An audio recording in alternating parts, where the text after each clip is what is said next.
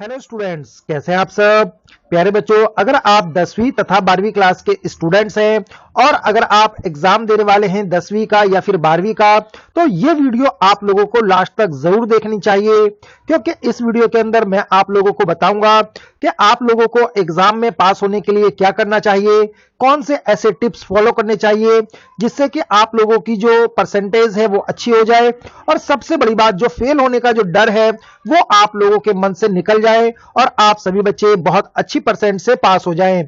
और साथ ही साथ मैं आप लोगों को इस वीडियो में यह भी बताऊंगा कि अगर आप लोगों का पेपर बुरा गया है, अच्छा नहीं गया, उम्मीदों के अनुसार नहीं गया, और अब आप लोगों को टेंशन हो रही है कि यार हमारा रिजल्ट पता नहीं कैसा आएगा, हम पास होंगे या नहीं होंगे, कहीं हमें फेल कर दिया तो फिर हमारे फ्यूचर का क्या होगा, इन तमाम परेशानियों का सॉल्यूशन मैं इस वीडियो के अंदर आप लोगों को दूंगा। और यकीन मानिए, इस वीडियो को पूरा देखने के बाद आप लोगों की एग्जाम से रिलेटेड जितनी भी चिंताएं हैं सारी की सारी दूर हो जाएगी, क्योंकि हमारे चैनल का एकमात्र उद्देश्य यह है कि आपकी टेंशन हमारी चिंता। जी हां, अगर आप लोगों को टेंशन है तो यह हमारे लिए बहुत बड़ी चिंता की बात है, और हमारा प्रयास रहता है कि आप तमाम स्टूडेंट्स की जो परेशानियां हैं उनका हम सॉल्यूशन जल्दी से जल्दी करें और बेहतर तरीके से करें, ताकि आप लोगों को पढ़ने लिखने में, अपनी स्टडी करने में किसी भी तरह की कोई दिक्कत ना हो। तो चलिए, अब मैं आप लोगों का ज्यादा वक्त नहीं लूंगा और फटाफट वीडियो को स्टार्ट करते हैं। तो प्यारे बच्चों, सबसे पहले मैं आप लोगों को इस वीडियो की स्टार्टिंग में यह बता देता हूं कि आप लोगों को पेपर में पास होने के लिए क्या करना चाहिए। प्यारे बच्चों, सबसे पहला जो टिप्स है वो ये कि एग्जाम पेपर को पूरा भरना होता है। जी हां, अगर मान लीजिए एक क्वेश्चन पेपर के अंदर 30 क्वेश्चन दे रखे हैं, 3 घंटे का समय दे रखा है, और आप लोगों को पहले कोशिश ये करनी चाहिए कि भाई पहले उन तमाम क्वेश्चनों को कर लीजिए जो आप लोगों को आते हैं। थोड़ा बहुत भी अगर वो क्वेश्चन आपको अच्छे से आता है तो पहले आप उसको अटेम्प्ट कीजिए, पूरा लिख दीजिए, और उसके बाद आप उन तमाम क्वेश्चनों को सॉल्व करने की कोशिश कीजिए जिनके बारे में आप कुछ नहीं जानते। अब आप मुझसे ये प्रश्न पूछेंगे कि सर, जब हम किसी प्रश्न के बारे में कुछ जानते ही नहीं है तो हम उसके बारे में क्या लिखेंगे।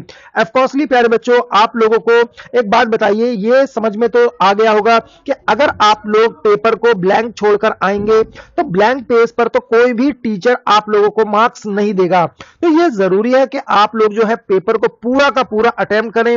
यह हो सकता है कि आप लोगों को कुछ क्वेश्चंस आते हो, मान लीजिए पूरा का पूरा पेपर है, 30 क्वेश्चन है, उसके अंदर आपको सिर्फ 10 क्वेश्चन आते हैं, 20 क्वेश्चन नहीं आते। तो जो 20 क्वेश्चन आप लोगों को नहीं आते वो बात के लिए रखिए, और जो भी आप लोग उस क्वेश्चन से रिलेटेड थोड़ा बहुत भी अगर आप जानते हो तो वो लिखिए। बाकी आप जो है कुछ भी बनाकर लिखने की कोशिश कीजिए, बट आप लोगों को पेपर खाली नहीं छोड़ना होता है। लेकिन कई बार बच्चे क्या करते हैं कि पेपर पूरा भरने के चक्कर में कुछ भी लिख देते हैं। कुछ भी का मतलब है, एग्जाम पेपर में संगीत लिख देते हैं। संगीत का मतलब होता है गाने वगैरह आपने कुछ लिख दिया, ऊपर लिख दिया आपने क्वेश्चन और नीचे गाने वगैरह जो है संगीत वगैरह लिखना शुरू कर देते हैं, और पूरा का पूरा पेज इस तरीके से भरने की कोशिश करते हैं। तो प्यारे बच्चों, इतना तो टीचर को समझ में आता है कि भैया ये संगीत लिखा हुआ है और इसका जो है क्वेश्चन से कोई भी लेना देना नहीं है, और वो आप लोगों को किसी भी गाने पे, म्यूजिक पर आप लोगों को मार्क्स नहीं देगा, नहीं देगा। ठीक है, मैं भी जब पेपर चेक करता हूं तो इस तरह के जो संगीत वगैरह होते हैं, अगर मान लीजिए मैंने आपको इस संगीत पर, लिखे हुए संगीत पर आपको मार्क्स दिए और कल को आपने ही टीचर पे क्लेम कर दिया या कोई बात हो गई तो भाई टीचर फंस जाएगा। तो इसलिए टीचर जो है इस तरह का रिस्क नहीं लेता है। जो टॉपिक से रिलेटेड है या फिर टॉपिक के आसपास का कुछ कंटेंट लिखा है तो ही आप लोगों को वो मार्क्स देगा, बेशक वो आंसर आप लोगों के क्वेश्चन से मैच ना करता हो। इसलिए कोशिश ये कीजिए कि आप जो है पेपर को पूरा भरने के चक्कर में संगीत मत लिखिएगा। तो अब आप मुझसे ये क्वेश्चन पूछेंगे कि सर, फिर जब हम गाने नहीं लिखेंगे तो पूरा पेपर कैसे भरा जाएगा। तो आइए मैं आप लोगों को तीसरा पॉइंट समझा देता हूं। जैसे मैंने तीसरा पॉइंट लिखा है, आंसर सिमिलर देने की कोशिश करें। तो आंसर सिमिलर कैसे देंगे, मैं आपको एक एग्जांपल दे देता हूं। जैसे मान लीजिए एक क्वेश्चन आया गांधी जी के ऊपर, आंदोलन के ऊपर, सॉरी, कि सविनय अवज्ञा आंदोलन के बारे में आप क्या जानते हैं, इसके बारे में विस्तृत चर्चा कीजिए। 4 नंबर का ये क्वेश्चन था, बट आप लोगों ने ये सविनय अवज्ञा आंदोलन के बारे में कुछ नहीं सुना था, आप लोगों को इसके बारे में आंसर नहीं आता, और आप जो है तैयारी करके गए थे खिलाफत आंदोलन की। तो प्यारे बच्चों, ये भी आंदोलन से संबंधित क्वेश्चन पूछा गया था और आप याद करके गए थे खिलाफत आंदोलन, या मान लीजिए आप जो है सविनय अवज्ञा आंदोलन की नकल लेके दिए गए थे, लेकिन आ गया खिलाफत आंदोलन। तो प्यारे बच्चों, आपको वो चीज वेस्ट नहीं करनी है, जो आपका मटेरियल है वो वेस्ट नहीं करना है, जो आपने याद कर रखा है उसका वेस्टनेस नहीं करना है। आपको क्या करना है कि क्वेश्चन तो उतारना है सविनय अवज्ञा आंदोलन वाला और लिख देना है आप लोगों को खिलाफत आंदोलन। ठीक है, तो इतना तो आप लोगों का सिमिलर चलेगा कि भाई ये भी आंदोलन है जो कि गांधी जी से संबंधित है, ये भी एक आंदोलन है, इसे भी गांधी जी ने जो है अपना प्रतिनिधित्व दिया था। तो ये दोनों जो है आंदोलन है और गांधी जी से संबंधित है। तो इतना तो चल जाएगा कि भाई सविनय पूछा था तो खिलाफत लिख दिया, लेकिन ऐसा नहीं चल सकता था कि भाई आपने सविनय पूछा था और आपने उष्ण कटिबंधीय से संबंधित कुछ क्वेश्चन लिख दिया या पर्यावरण से संबंधित कुछ लिख दिया या फिर गाने लिख दिए। तो ये आप लोगों का बिल्कुल अलग हो जाता है। आई थिंक आप सभी बच्चे इतने तो समझदार हैं कि आप समझ गए होंगे कि मैं आप लोगों को क्या समझाना चाहता हूं। तो एक आंदोलन आया है, दूसरा आप लोग लाए हैं, तो आप जो है इसके बदले में ये लिख सकते हैं, बट इतना अलग ना हो कि भाई आप सीधे गाने लिख दें या फिर पूछा गया है आंदोलन के बारे में और आप लिख रहे हो पर्यावरण के बारे में। ठीक है, तो आंसर जो है आप लोगों को सिमिलर लेना है, सिमिलर लिखना है। प्यारे बच्चों, आप लोगों को एक बात और याद रखनी है कि देखिए आप लोगों को जो आंसर शीट मिलेगी तो कुछ ये इस तरीके की आपको आंसर शीट मिलेगी। तो आप अपने साथ एक जो है स्केल लेकर जरूर जाएं और यहां पर इस तरीके से आप लोगों को एक लाइन डालनी है और एक इस तरीके से लाइन डालनी है, लेफ्ट और राइट साइड दोनों तरफ से। यहां से आप जो है 2 इंच आप छोड़ दें, इधर से भी आप जो है लेफ्ट साइड से भी आप 2 इंच छोड़ दें और ऊपर से आप जो है देखिए सेक्शन 1 है या क्वेश्चन लिख देंगे तो ऊपर से आप लोगों की 3-4 लाइनें छूट जाएगी, जैसे इस बच्चे ने छोड़ रखी है। या मैं एक टॉपर की आपको आंसर शीट दिखा रहा हूं तो ऊपर से 3-4 लाइनें छोड़ रखी हैं। प्लस में जब बच्चा आंसर लिखता है तो देखिए पॉइंट वाइज लिखेगा, लाइन वाइज लिखेगा, और ये एक लाइन लिखी, फिर एक बीच में लाइन छोड़ दिया, फिर एक लाइन लिखी, फिर 2 लाइन छोड़ दिया, फिर एक अगला क्वेश्चन का जो है पॉइंट लिखा, फिर एक लाइन छोड़ दी, फिर एक 2 लाइन लिखा, फिर एक लाइन छोड़ दी। तो इस तरीके से आपको ये कोशिश करनी होती है कि आप जो है एक शीट के अंदर सारा का सारा मटेरियल ना डाल दें। कोशिश कीजिए कि आप 2-4-5 पॉइंट एक पेज पे लिखें, 2-4 पॉइंट जो बातें हैं वो दूसरे पॉइंट पे लिखें, ठीक है, दूसरे पेजेस पे लिखें। इससे क्या होगा, आपकी शीट जो है वो ज्यादा भरी जाएंगी। और गवर्नमेंट का रूल है, एनआईएस ओपन का रूल है, सीबीएसई का रूल है कि आप लोगों को एक शीट पर मैक्सिमम 3 नंबर दिए जाते हैं। तो ये मान लीजिए अगर आप लोगों का 5 नंबर का क्वेश्चन है तो आप लोगों को कम से कम ऐसी 3 शीटें भरनी है आगे पीछे करके, ठीक है। तो एक ये हो गई, इसके एक पीछे का हो गया 2 और इसके बाद एक 3। तो ये 3 शीटें आप लोगों को 5 नंबर में भरनी होती हैं। तो आप 5 नंबर में अगर मान लीजिए यहां से लेकर आप पूरा भर देंगे तो 5 नंबर का तो एक यही हो जाएगा, ठीक है। तो आप लोगों को पूरा का पूरा कंटेंट एक पेज पे नहीं लिखना है। आप लोग कोशिश ये कीजिए कि नीचे से 3-4 लाइनें छोड़नी है, ऊपर से 3-4 लाइनें छोड़नी है, एक 2 इंच आपको यहां से छोड़ना है, 2 इंच आपको यहां से छोड़ना है, और 1-2 लाइनें आपको इस तरीके से आपको बीच बीच में छोड़ती रहनी है। क्योंकि देखिए बच्चे ने भी अभी आपको छोड़कर दिखा रखा है और ये टॉपर की है, तो आप समझ सकते हैं कि आप लोगों को किस तरीके से अपना पेपर अटेम्प्ट करना है, ठीक है। तो अगर आप पूरा पेपर भरेंगे, इस तरीके से भरेंगे, पूरी शीट भर देंगे, क्योंकि एक शीट के अंदर 33 पेजेस होते हैं, तो अगर आप 33 के 33 पेजेस भर देते हैं तो ऑफकोर्सली आप लोगों को 33 मार्क्स तो जरूर मिल जाएंगे। क्योंकि एक नंबर भी अगर आप लोगों को एक पेजेस पे दिए जाते हैं तो भाई 33 पेज भर दिया आपने तो 33 मार्क्स आ जाएंगे।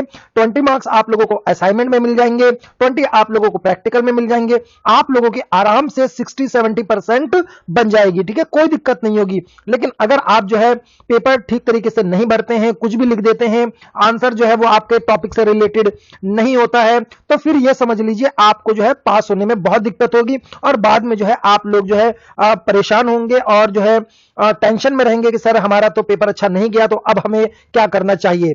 तो आइए अब हम ये जानते हैं कि अगर आप लोगों का पेपर भगवान ना करे अच्छा ना जाए तो फिर आप लोगों को क्या करना चाहिए। प्यारे बच्चों, प्रत्येक बच्चे को अपना एडमिशन करवाते समय ऐसे सब्जेक्टों को ही चुनना चाहिए जिसमें वो पास हो सकता है या जिसके बारे में वो कुछ जानता है। कई बार जो है स्टूडेंट्स जो है अपने सब्जेक्टों का जो चयन है, सिलेक्शन है, वो अपने पेरेंट्स के कहने पर या अपने दोस्तों को कहने पर कर लेता है।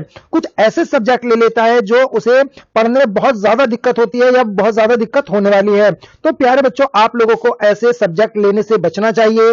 आप हमेशा वो सब्जेक्ट लीजिए जिसके बारे में आप कुछ जानते हो, जिसके बारे में आप कुछ बनाकर लिख सकते हो, और कोशिश ये कीजिए कि आप जो है प्रैक्टिकल वाले क्वेश्चन ज्यादा लें। अगर आप लोगों को सिर्फ 10वीं पास करनी है या फिर 12वीं पास करनी है, आप लोगों को कोई गवर्नमेंट जॉब से रिलेटेड कोई काम नहीं करना, और सिर्फ पर्सनल यूज के लिए अगर आप 10वीं 12वीं करना चाहते हैं तो आप जो है प्रैक्टिकल वाले क्वेश्चंस ज्यादा लीजिए और थियोरिकल वाले कम लीजिए, ताकि आप सभी बच्चे अच्छे से पास हो सकें।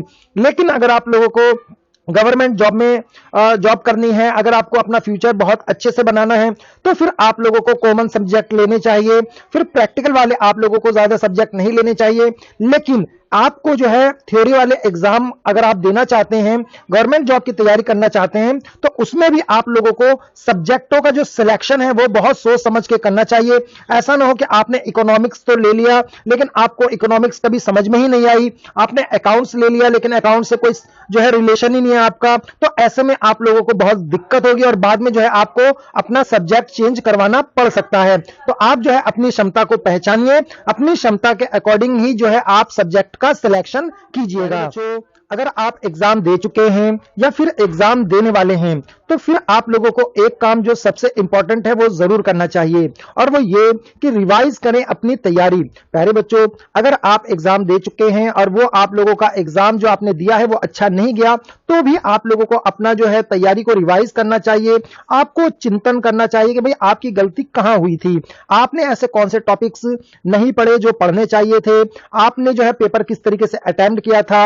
अगर आप लोगों ने कोई ऐसी गलती की है जिसकी वजह से आप लोग फेल हुए हैं, जो कि आप लोगों को पता है कि भाई मुझे ये गलती नहीं करनी चाहिए थी, तो उसे आप लोगों को एक नोटबुक पर लिख लेना चाहिए और उस पर जो है निरंतर काम करना चाहिए। और प्यारे बच्चों, अगर आप एग्जाम देने वाले हैं तो फिर आप लोगों के लिए यह जिम्मेदारी और ज्यादा बढ़ जाती है कि आप जो है इस बात की पहचान जरूर करें कि आप जो है किस सब्जेक्ट में कमजोर हैं, किन किन टॉपिक्स पे जो है आपकी कमांड अच्छी नहीं है, आप इस टॉपिक्स पे लिख नहीं सकते, तो उस पर जो है आप लोगों को ज्यादा फोकस करना चाहिए ताकि आप लोगों को आपके एग्जाम में कोई भी दिक्कत ना हो।